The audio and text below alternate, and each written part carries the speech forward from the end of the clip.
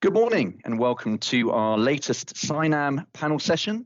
Today we're going to be taking a look at how the cyber industry communicates with other businesses and people who are not in the industry, and also how the sector can be more effective moving forwards and how it communicates and markets cybersecurity more widely.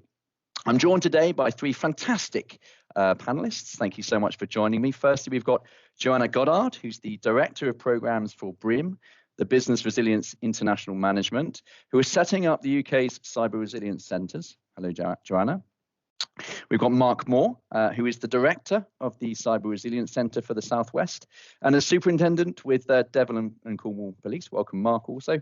And lastly, Mark Adams, last but not least, of course, Mark Adams, co-founder and CTO at Trust Networks previously, who were acquired by Lyft, now an independent cybersecurity expert living locally in the Cheltenham area. So welcome all three. Thank you so much for joining us. So a tricky question today about how cybersecurity communicates its message and communicates and engages with people not in the sector. Joanna, if I can come to you first and ask, for those of you, let's set the scene about the Cyber Resilience Centres and the good work that you're doing there, and then we'll move on to this topic. So tell us more about the Cyber Resilience Centres and the great work you're doing nationally, pushing that forward. Sure, I'm delighted to. This is a very innovative programme that launched in January of last year. Interesting time as lockdown unfolded shortly afterwards.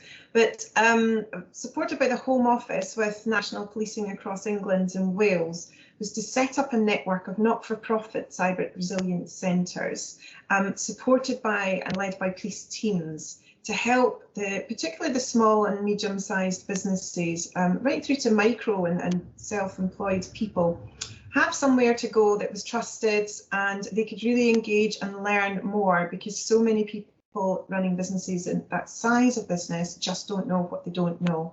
And there's still quite an assumption that a lot of media coverage around cyber attack is very much directed at large companies, big brands. And if you run a small business in a regional area only with local clients, you might not think that that relates to you.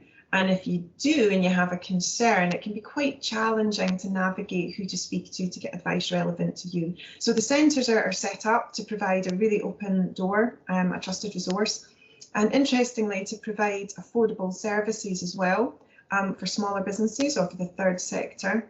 Or quite simply for some companies that would like to learn what does a good experience look like buying a service. And I think Mark will touch a little bit more on that in detail, but this programme nationally allows us to build then a talent pipeline to help develop those cyber skills into policing and onto other critical aspects of what's important for running the country. And I think most people are very aware there's an ongoing high demand for cyber skills. The technical provision from the country's universities is absolutely fantastic, but how do you foster really high quality work experience when actually most of the companies that you might get the work experience are really struggling for time because they're in demand also. So this programme both serves the businesses and serves the longer term strategic problem solving of a really well experienced talent pipeline coming through. That's wonderful. Thank you so much, Joanna. And it's so good to hear that there's such an amazing campaign and program in place, both to address the understanding of cybersecurity in the wider communities, but also bringing new people into the industry, which is fantastic. Mark, let's go to you, because you're obviously spearheading the work in the Southwest that the Cyber Resilience Centre is doing down there. Give us an outline of how the Southwest Cyber Resilience Centre is developing, what you're aiming to accomplish on a regional basis. Yeah, thanks, Chris. It's been a real whirlwind, actually. We've been up and running for something like 4.5 months now, and it feels like we haven't drawn breath in that time. So we have now started to work with 8 commercial companies across the region to provide services directly into small businesses. We've started to collaborate with the universities of West of England, with Bournemouth and Plymouth, to recruit their students and get them online to provide those services. We've got a great advisory group in place. Of course, you'd agree with that because I know it includes SINAM, but more than that, NFU, the Institute of Technology, Tech Talent Charter, Southwest Business Crime Centre, Southwest Business Council. So some really great people that can help us to develop those networks locally and to set some priorities for us. And probably most importantly for me, and the bit that I'm proudest of, we have something like 160 members, by which I mean small businesses now, affiliated to us to look to us for guidance and support on how to stay safer online. And that for me is the real priority around our activity. So what we really want to do is extend our reach. I think of us as a thin end of a wedge, really. Extend our reach into those small and micro areas where they think they probably don't have the time, the understanding, the capacity, or the cash to access cyber services. So that's where we want to really try and help. And an early priority for us is likely to be around tourism, I think, particularly knowing that, you know, G7 is visiting Cornwall this year. I have to be a bit kind of fight a bit shy of declaring and nailing my colours to the mast, because our management board meets next week for the very first time. So of course it's for them to confirm exactly what we're doing. And I've been really pleased to welcome Leonardo as a founding partner for us. So that's the next stage on the journey for me, really. I'd like to get some more significant players clustered around the table with us, but the real priority is outreach into that business community. So a personal target for me, I will be looking to have at least 500 companies on our books by the end of this year. More would be great. Well, that's really good to hear, and it's fantastic that Leonardo have stuck their flag firmly in the ground to support you as well. And the engagement sounds like it's been really strong, which is really good to hear as well. And I guess in some ways that pivots nicely into the conversation that we're going to be having about how cybersecurity is becoming more of a conversation point, more that but that people are recognizing as a need and needs to be addressed as well. But it's great to hear all the great work that you're doing over there at the Southwest Cyber Resilience Centre. Thanks, Mark. Joanna, I'm going to come back to you if I may. And then move into the conversation for today. This panel session really came about after we had an interesting conversation about the industry in general and how it markets itself and engages with other sectors or not. Why do you think it's important that we're having the discussion today around this topic? I've specialised in the engagement side of cyber probably over the last 3 to 4 years now, and so I don't come to the table as a technical practitioner. I defer, with every respect, my technical colleagues and any business client who requires support. But the engagement piece is becoming critical, and sometimes there's disconnect. I find that people have a rather dismissive view of business owners in the small to medium business space. They can be quite patronising and suggest that these people are terribly naive and a bit stupid to the approach they take towards cyber. And yet, in the markets I've worked in for many years as a consultant, I see highly successful smart business people creating products, providing solutions, turning over millions of pounds, employing people in local areas. So this disconnect has quite fascinated me, and I've really been looking at this engagement piece and why is that. So the first interesting point in the discussion that we had kind of really opened up, at Brim we've been doing quite a bit of work on this, is comparing cyber provision to professional services. So where you might speak to a law firm or an accountancy firm, or you sign up to information and e-newsletters to learn more about how to better run your business, it's very comparable in cyber. But of course, cyber isn't a regulated market, and the marketing of cyber isn't regulated. And this then becomes quite an interesting comparison. So for example, in financial services and in legal, you will pretty much always see on any reputable business website or on their blogs or their e-newsletters, any marketing collateral really, that this usually is a disclaimer that will say something similar to, this does not constitute legal advice, this is generic guidance. If you feel you need specific advice, then in essence what they're saying is you would need to be under contract with a relevant qualified person, and it would be given specific to your circumstances, your organisation. So they are quite adamant about defining the difference between guidance being generic to everyone to help raise awareness and understanding, but advice is very specific as I say, from a qualified practitioner specific to your organisation. And if we take that approach and look at it across cyber, a quick Google, you will pretty much find you are awash with things calling themselves in written format advice for your business. And therefore, if you take that advice literally, is that enough to protect your business?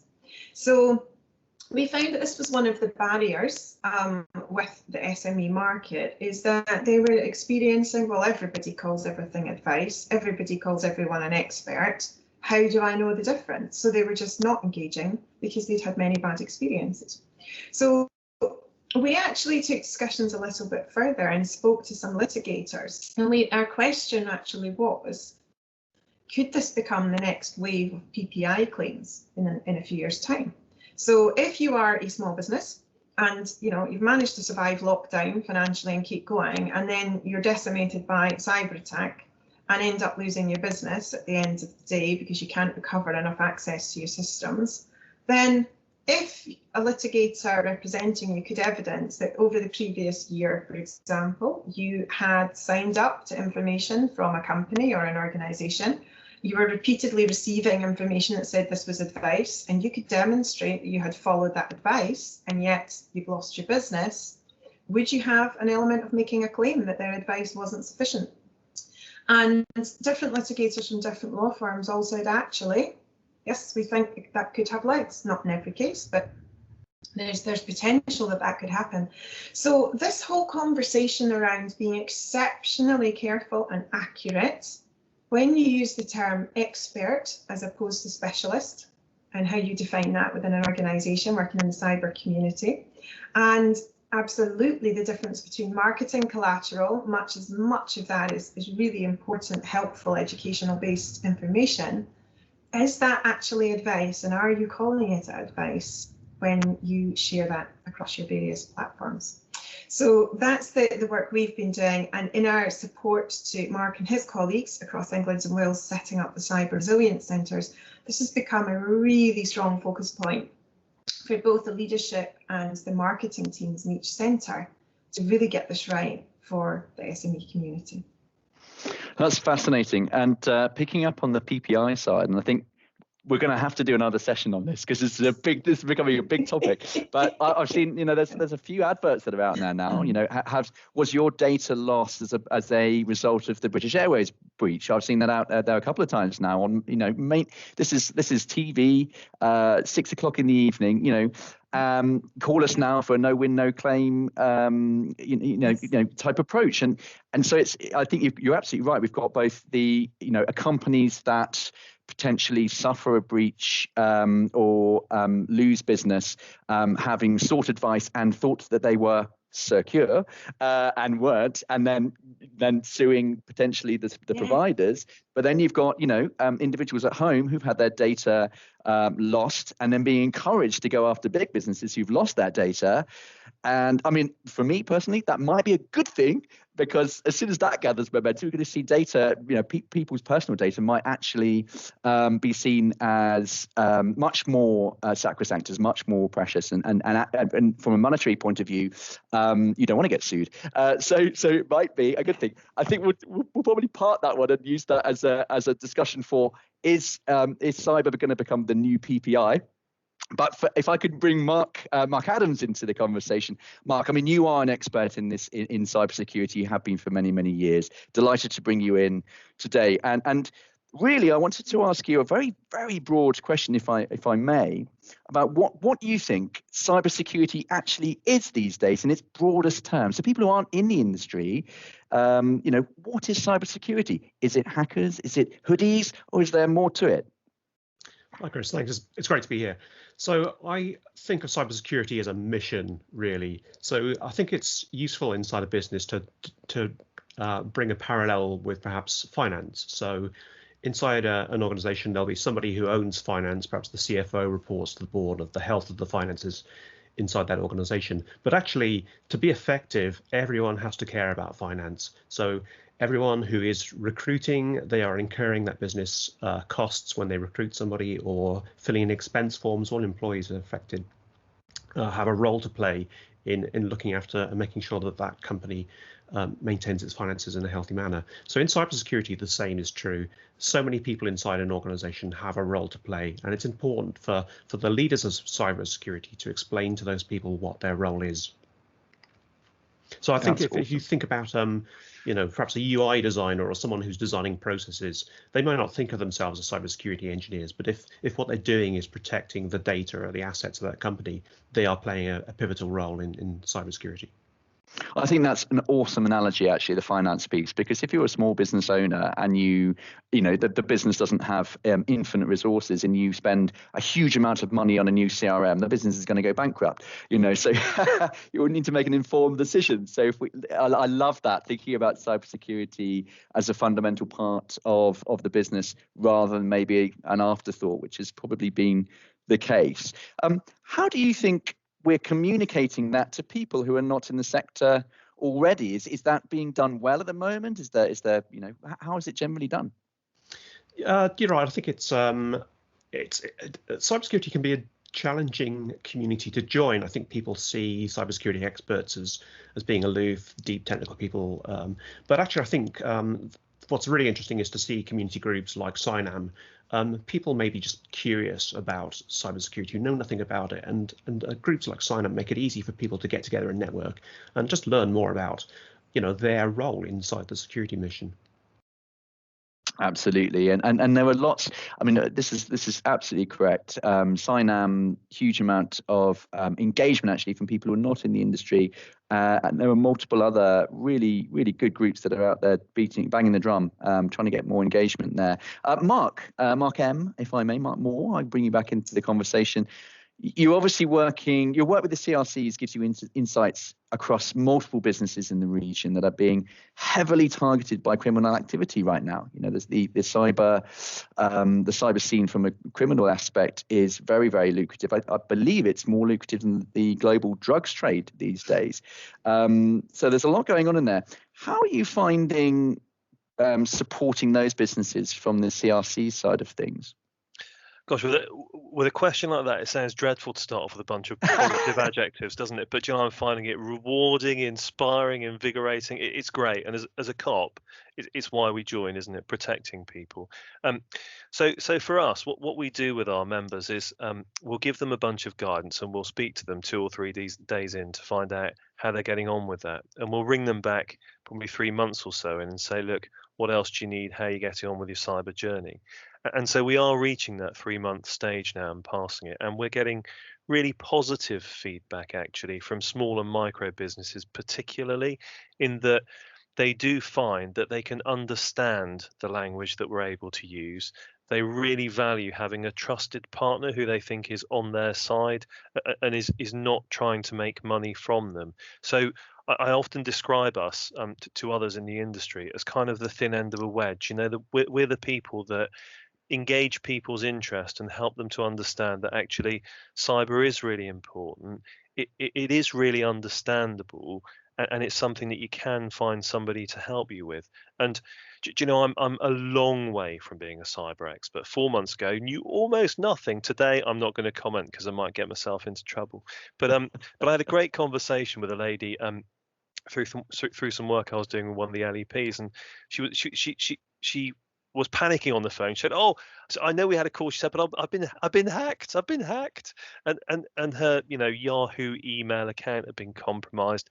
And I was able to talk her through the really simple stuff that's out there about how it might have happened and the existing NCSC guidance that's in place for staff so that they can do some e-learning and not fall for those phishing scams.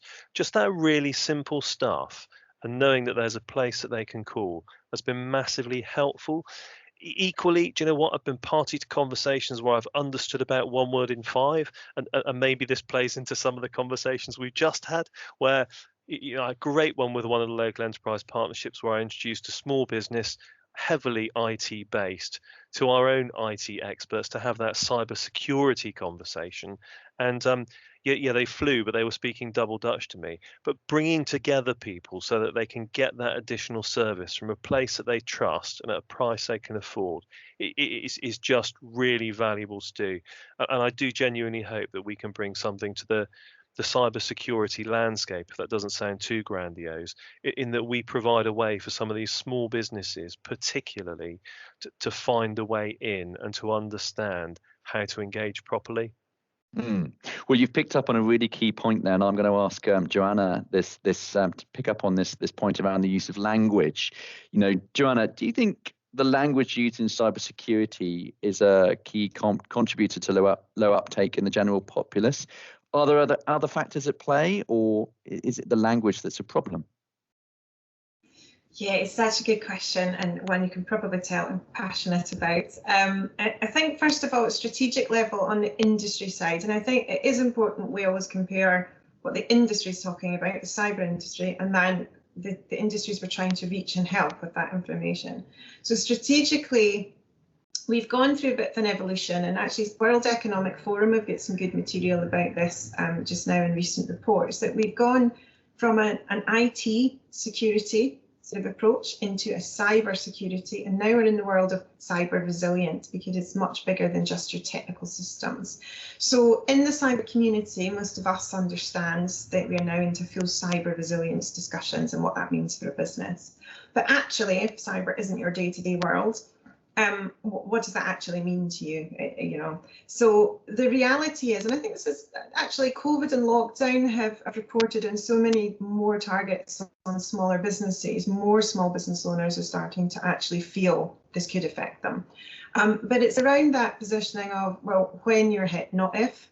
So that reality is running a day-to-day business. There's more people thinking I need to do something about it. But where language prevents them taking the best measures is, again, for me, a lot of this comes back around to marketing content put out, is we're talking about, here's our top tips to make you cyber secure. Now, and Mark can correct me if I'm wrong, but every technical cyber person I deal with says there's no such thing as an absolute 100% secure situation, because human risk and human error. This is big news. What do you mean? Not 100% secure? Are you kidding me? Yes, sir. You can have the most phenomenal software. Somebody gave it to you free, but it was worth £1 million. It was superb. Yeah. Human error can still compromise your business. So for me, it's language, but also when it comes to how we address that, it's this disconnect. You can hire the best marketeers in the world, but if you don't equip them with the knowledge and build their knowledge, they can't represent what you're actually talking about, because again, they're not the cyber specialists, they're not the experts. So by saying we can make you cyber secure in this blog, are we cyber secure? Are we saying more cyber resilient? Can we make you safe, or can we make you safer? Can we help you prevent something?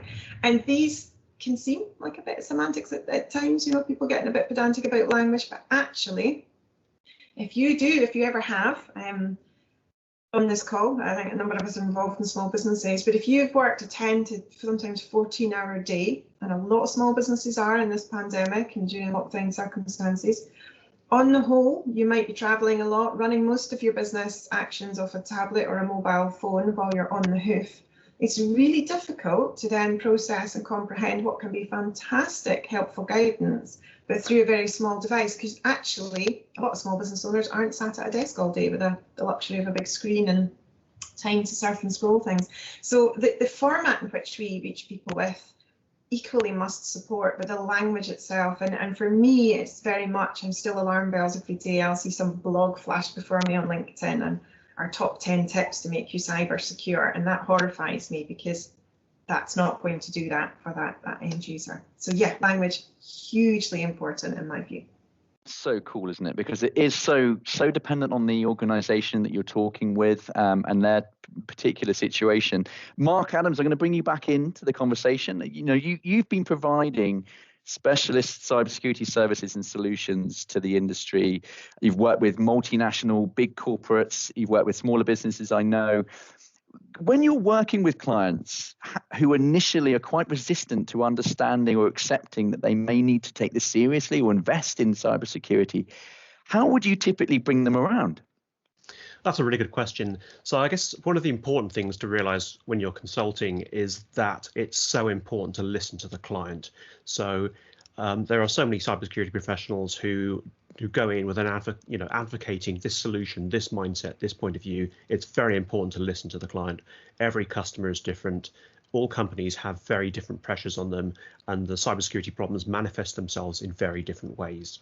So it's so important to make sure you completely understand the customer and what's driving them. The second thing is really to connect with their decision making. So you have to understand how they make decisions. So a lot of businesses might struggle with cybersecurity risk, but many businesses are dealing with risk as a day-to-day part of their decision making in their business. So cybersecurity professionals need to be able to translate the cybersecurity risks into risks that business can understand.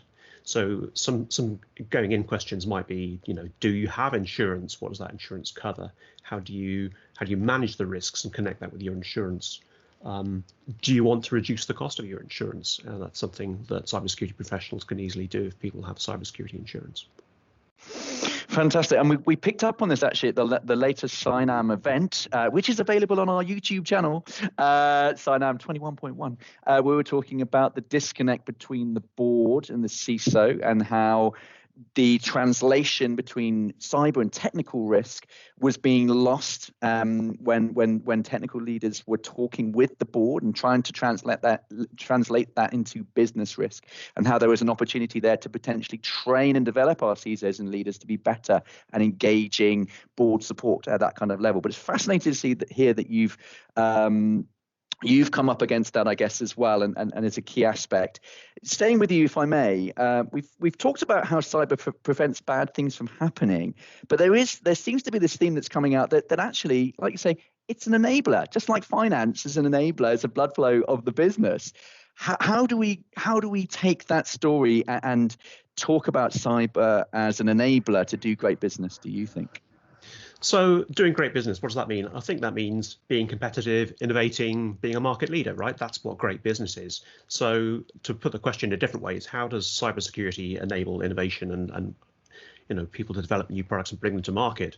That's a very difficult question to answer, but some things that a businesses might want to look at is moving away from just laying down rules and doing best practice. So if you I don't want to undermine some of the best practices out there, but if you actually want to be a market leader, I think you need to shift from static laying down rules to dynamic things. How do I detect? How do I know that good or bad things are happening inside my enterprise? It's a bit of a shift there, but that's how you get away from I'm doing security like everybody else to security is enabling me to beat my competitors.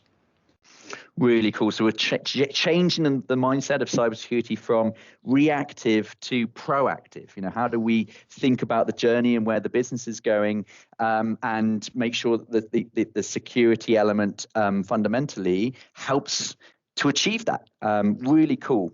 Really cool. Okay, we've only got a couple more minutes, so I'm going to open up to the floor in some ways. First question is more around, let's come back to you, Mark, if I may, because I'm sure this is probably one of the things that will hopefully be enabling you to engage with the wider community. How can we make cybersecurity the hero of the story rather than the villain, which it typically is, right? It stops business rather than makes it better. How do we make it the hero that is helping you? How are you finding that? I'm going to assume you're after me as the two Marks on the call, Chris. Bart Moore, sorry. Very confusing. Bart Moore, CRCs. We got so far through. So I think the first thing to say is that probably very few people have a hero that they don't really understand. Even if you see Superman in Russian, he's translated for the Russian audience. And I think that's a really important point, isn't there? There has to be a parallel, that we have to make ourselves understandable. And we find that even terms like patching, goodness sake, but it doesn't necessarily make sense to somebody that's occupied with an entirely different kind of micro business. So I find now, having been in this for a short while, that taking the jargon out is a really important piece. I think the other really important part is that we do need to look and sound like the people who we are selling services to and supporting. And there are some challenges there, and it's a bigger question, I know, but for the industry as a whole, around representation, the talent that we support, and the stands that we take. And I know CINAM's a real advocate in that area, but I think there's some important lessons to draw there too. Really cool. Well, diversity and inclusivity is another panel session that I'm sure we'll do, but it's absolutely necessary if we want to ensure that we're engaging everybody into what is, as we know, an enabler and a necessary part of good business. Joanna, same question to you. How do we make cybersecurity the hero of the story rather than the villain? And for me, it's really how it's positioned, the initial conversations with a client. And although I hadn't met Mark Adams until today, I think probably the work that we both do dovetails beautifully. So for example, when I know I've got a Mark Adams in my tool bag for a client, I'll quite often start the conversation on a positive. And so what I always say in cyber, really what we're selling is sleep. It's nothing technical. And we're selling sleep because actually your average business owner or small company director is losing sleep at night because they kind of know this is a thing, but they really don't know where to start. It's too big an item to tackle in one go. And quite often when you talk to somebody quite technical very early on in that conversation, there can be so many risks identified, it becomes overwhelming. So rather than that be this typical villain, as you say, beautifully put, selling sleep is kind of what we're doing here. So if we start the conversation around what you're losing sleep over, and let's agree the process to approach that one step at a time, and then take away that fear and that paralyzed situation that businesses get into. And then, you can come away with a good brief for somebody like Mark to say, right, it might not be the technical risk sequence for the business that you would address, but this item here is the number one thing they're losing sleep about. So if I give you that first, if you can just help tackle that, although you might see a huge technical risk over here somewhere, we know we will work with someone who's calmer and listening more and ready to engage if we can just take away that one big nasty fear. So I think it's very much, as Mark says, you've got to tailor this to the individual involved, to the business involved. There isn't an identikit, this is how we assess risk in a business. You just can't go wheeling in like that because it creates fear and doesn't help actually. So I suppose also in maybe yet another panel event, but it also connects in the wider skills that we are talking about here. So, selling skills, marketing skills, client management skills, report writing skills, these are hugely significant and vary wildly if you were going into a big global company to do this, as opposed to an SME in different parts of the UK.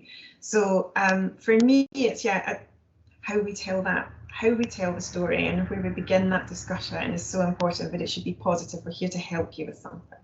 Absolutely right, Mark. You've got the bum end of the steer here, because I'm going to give you the same question, but maybe from a consultative, having worked and battled against this tirelessly for the last decade or so. Again, hero versus villain. How do we change the mindset? How are you changing the mindset with your clients as you talk to them? So I think there's so many more heroes out there in the community than we perhaps own up to. It was great fun. When I was in the Bay Area, I sponsored a lift to host an OWASP event. OWASP is a great community. And this is in San Francisco? In San Francisco, yeah. So yeah. The rules for how they run their meetings are great and encourage people to come forward and speak, and you're not allowed to sort of undermine other people. So it was really interesting to get people talking about the projects they were working on, and you kind of realize that inside a lot of these organizations, they are heroes doing this work. And I think perhaps as cybersecurity professionals, we need to do more to build up other people, get them in front of the community and sort of see, look, these people are working as part of the mission. Fantastic. So internal champions to change and really getting the message out that this is a good thing. Wonderful. Well, I think we've done a great job, gone through a lot of different topics there. So really, it only leaves me to thank each and every one of you for your input today. Really, really good to have you on the line. Joanna Goddard, Mark Moore, Mark Adams as well. We will have other CYNAM panel sessions moving forward. It seems like we're going to have one on, is cyber the new PPI? Question mark to be explored. I think we'll be looking at that. And most definitely sometime during this year, we'll be looking at diversity and inclusivity in our sector as well. But thank you so much for joining us today. I hope everybody watching from home has enjoyed it as well. We'll see you at the next one. This will be available on our YouTube channel, as is our 21.1 event. And we hope to see you at the headline event in June as well. But thank you very much and goodbye.